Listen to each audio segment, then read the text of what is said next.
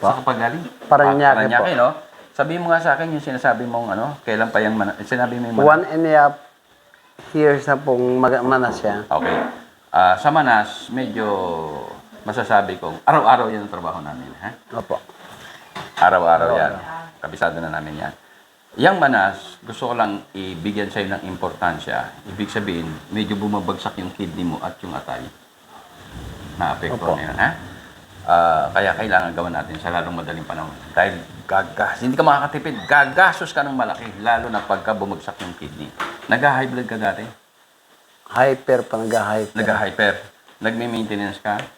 Opo. Ng high blood? Opo, matagal na po. Mga 28 pa lang edad ko, 42 na ako. Anong maintenance mo? High blood? High blood? Sa high blood po. 20 years na? Meron na po. Meron na? 18 years siguro po. Tagal, 18.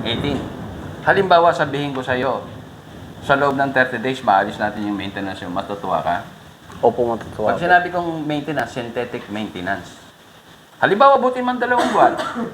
Halimbawa, 2 buwan. Pero matutuwa ka dahil 18 years ka nagsisynthetic maintenance. Opo. Ayan ang resulta. Kaya tingnan mo, may 1 taon na hindi nawawala yung manas. 1.5 years na po kung ininom ko sa gamot sa puso, sa pamamaga, and then sa ulo, Oo. sa brain, kasi nakakalimot ako eh. Ganon.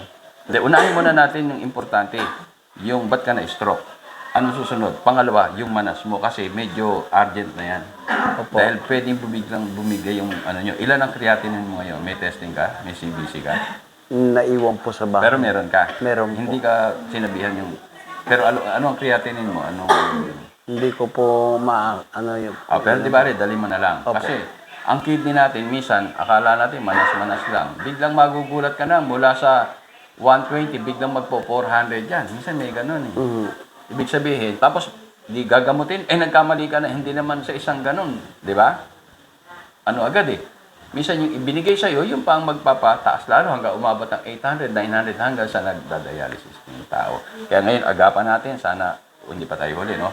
Anong gagawin natin? Yung mismong sarili mong doktor ang gagamitin natin. May sarili tayong doktor. Kaya lang pag yan, malapot, maitim, hindi maganda yung dugo, hindi gumagana. Kaya yung pagaganahin natin. Okay? Anyway, masasabi ko lang, walang garantiya, pero araw-araw yan ang trabaho namin. Opo. At makikita nyo sa YouTube channel, sa Ismael Abiso channel, sa YouTube, makita na, pakarami na. Meron ba, 20 years ka? Iba, 30 years eh. High blood, 30 years, nagme-maintenance. Natatanggal namin. Kaya yung posibilidad, napakalaki para maalis. Pag sinabi kong papalitan natin ng maintenance, hindi ko sinasabing masama yung synthetic maintenance, may tamang paggamit niyan. Hindi pwede araw-araw iiyak ang kidney mo at saka yung atay. Ano papalit natin? Yung natural. Ano yung natural? Yung herbal, yun nga nandito. Ito yung papalit. Ito, kung ano yung iniinom ko na may 30 years na. 68 na ako, hindi ako nag-excess, malakas akong kumain, pero hindi ako tumataba, wala akong maintenance. Bakit? Prutas at gulay lang. So kanina bro, ito na-stroke siya ha.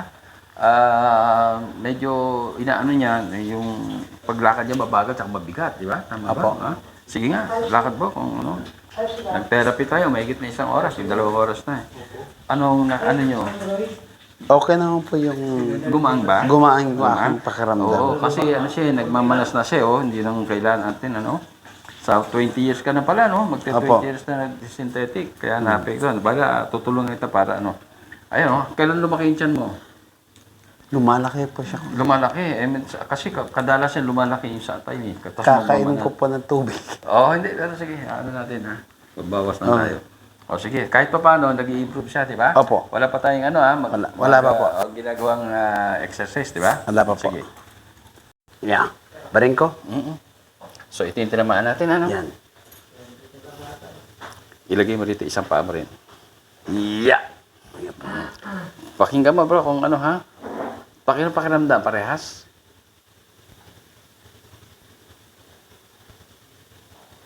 Parehas? Parang hindi. Parang hindi, no? Parang hindi ko. Parang namamani dito, no? Parang manita. Manid, di ba? O sige, wala problema yan. Ayan. Pero yun ang maganda sa sinabi mo. Kasi parang hindi eh. Parang hindi. Kasi kapag malala ka, Hindi, mahina ito, sasabihin mo agad. Opo. So, yung ano natin, ganun lang, konting, ito lang, konti lang, di ba? O, yun ang inaantay ko, kaya yun ano, ha? Tapos kasi, yung muscle mo nakalak pa eh. Nagmamanas ka pa eh, di ba? Umana sa pa. Oo. Alam ko, medyo mabigat na yung dinadanas yung sakit, di ba? Oo, ha? Kaya kailangan makita natin kung nag-improve, kung gumaan, ha? Kasi yun ang issue natin, di ba? O, sige, lakad ho kayo. Tingnan nyo.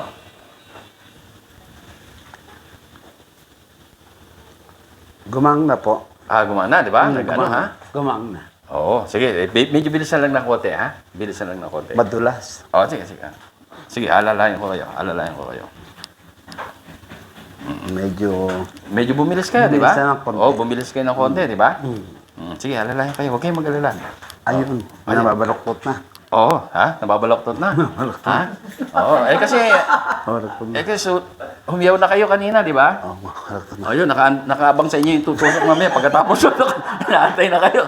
Oh. Nababaloktot na po. So, lumalabas ito, talagang hindi nyo nababaloktot, di ba? Hindi po. Oh, nakita nyo, baloktot nyo, sige. Oh, yun, di ba? Ayan, di ba? Oh.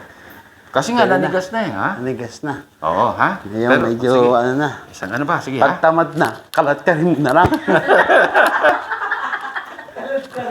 Okay na. Ha? Di ba?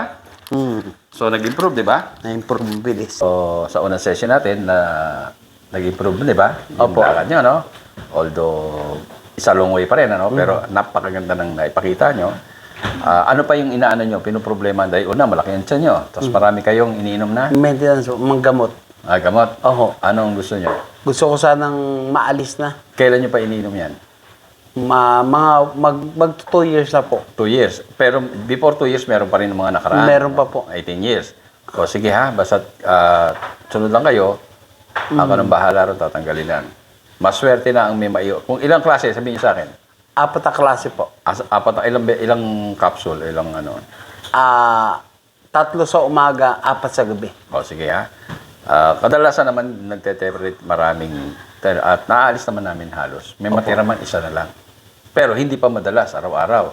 Paminsan-minsan may timing na lang. Kasi hindi ko sinasabing ang synthetic maintenance o medicine ay masama. Hindi, pero may tamang paggamit.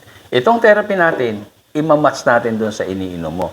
Gamitin mo yan, walang problema. Pero there is a time, hindi palagi araw-araw. Tatanggalin natin yan. Halimbawa, ganito, bigyan ko ng example. Sabi ko sa'yo, di ba? Pagagandahin natin dugo mo, pwede ka na naman kumain. Ngayon, pinagbawalan natin siya kumain ng karne. Mga lechon, crispy pata. Pakakainin natin siya, pwede. Pero wag mo na ngayon. Pag nakita ko yung dugo nyo, stable na, kain kayo. Pero since kakaano pa lang, halimbawa, kumain kayo ngayon, o bukas, inom na kayo ng ano. Lusartan nyo, kung lusartan yun. Tapos na. Di ka, kain na naman, kinabukasan, pakaiinom. Pero hindi araw-araw. Hindi po araw-araw. Kung kailan na kayo kumain. Opo. Tapos pupunta na naman kayo rito, checking ko, maganda. Pag may stability yung tinatawag, hindi na kayo iinom noon. Kahit kumain kayo ng crispy pata. Anong gagawin nyo na? Ito na lang iinumin nyo. Dadagdagan nyo na lang. Kung ang iniinom nyo rito, isa-isa, maring gagawin yung 4. Pero prutas at gulay lang ito. O hindi na synthetic. Hindi na po synthetic. Anong pagkakaiba ng synthetic? Parehas lang yan. Ang problema sa ang synthetic, pag bigla maganda niyang mabilis ang epekto. Ang natural, yung mga prutas gulay, it takes 3 days. Pero kung stable naman yung mga ugat natin, kasi ganito, palalambatin natin ugat mo, ang ugat natin, nerves, mga sa cardiovascular, nung bata pa tayo, ganun nagkakandanda tayo. Yan. Kaya pagka bata tayo, ganun, napakain tayo maraming karne, bumabara, bubuka lang yan So, walang high blood pressure. Ganun na lang, parang plastic. Elastic yan sa una Pagka may edad na, sa edad natin, plastic na lang. Kumain pa, bara, mapupuwersa hanggang mag-high blood kayo. Kaya na-stroke kayo. Palalambutin, gagawin nating elastic yon. Pag yun elastic na, hindi na kayo mag-maintain. Kahit nakakain na kayo ng crispy pata. Katulad ko. Ang gagawin nyo na lang. Gamot na lang. Kasi elastic na, di ba? Opo. Yun ang gagawin natin. Okay? Sige po. Okay, Thank you po. okay. Ito, natin. Last nito Ang medyo malaki ng 10 is ni Brad. At titingnan natin kung nag-improve ba, ha? Sige. Lalakad mo, ha? Sige. Ang bilis. Ako. Pagka tinutulak, mabilis. Sige. Sige, ha? Ibaluktot niyo yung ano nyo. Galakot na yung papa. Sige. Gagayad ko lang. Tapos mamaya solo na kayo ng lakad.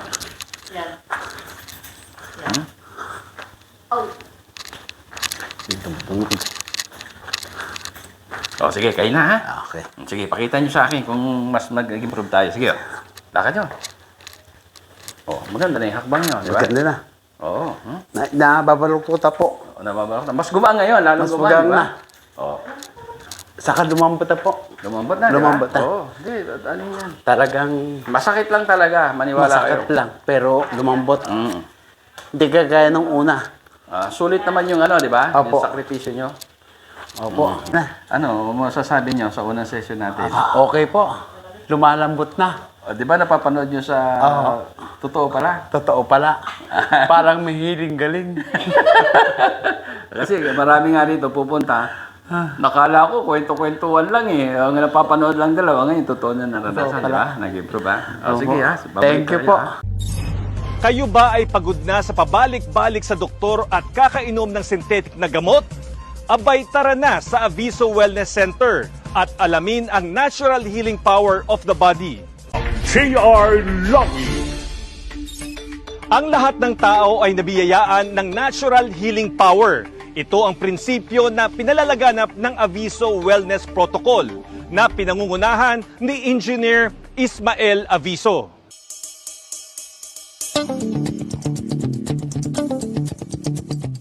Ayon kay Engineer Aviso, nagkakaroon ng iba't ibang sakit ang tao dahil napabayaan at hindi na gumagana ang ating natural healing power. Ang tao, pag hindi tayo nag-detox, nagbi-build up yung toxic eh. Kasi dapat ang tao, para maganda ang katawan natin, maganda ang daloy ng dugo, merong nutrients na kailangan sa atin. Malaking bagay ang diet o kung ano ang ating kinakain para gumana ang ating natural healing power.